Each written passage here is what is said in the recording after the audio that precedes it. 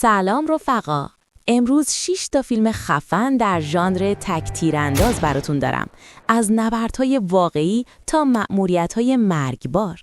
اگه دنبال فیلم‌های درجه 1 و نفسگیر هستی، این ویدیو رو تا آخر از دست نده.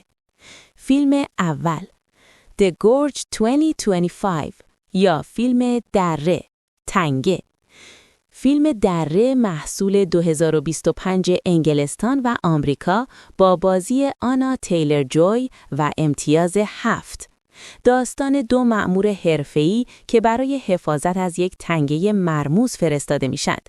ترکیبی از اکشن، عاشقانه و ماجراجویی.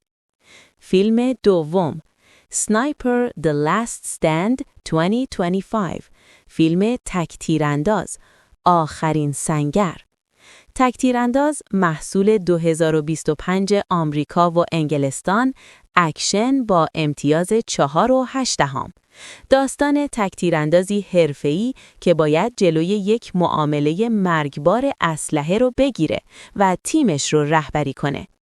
فیلم سوم The Contractor 2022 فیلم پیمانکار.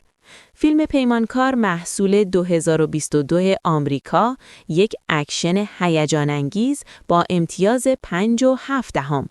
داستان درباره جیمز هارپر، سرباز اخراج شده‌ایه که برای تأمین خانواده‌اش وارد یک سازمان پیمانکاری مرموز میشه و همه چیز به خطر میفته. اگر تا اینجای ویدیو خوشت اومد، حتما لایک بزن، کامنت بذار و با دوستات شیرش کن.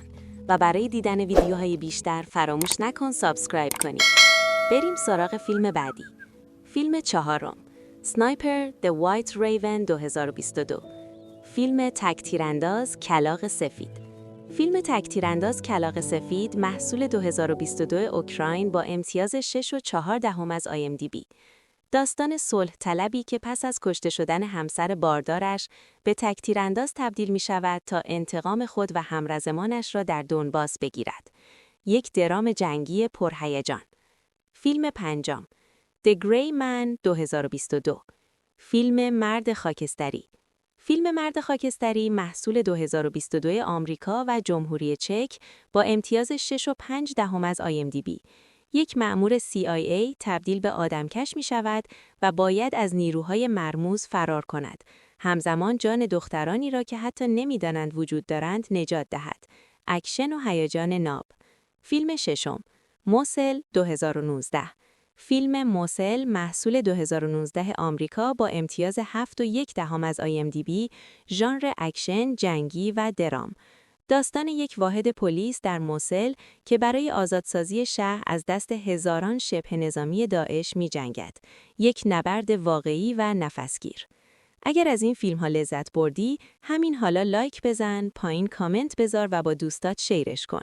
و برای اینکه هیچ فیلم خفنی رو از دست ندی، سابسکرایب رو محکم فشار بده و زنگوله رو روشن کن.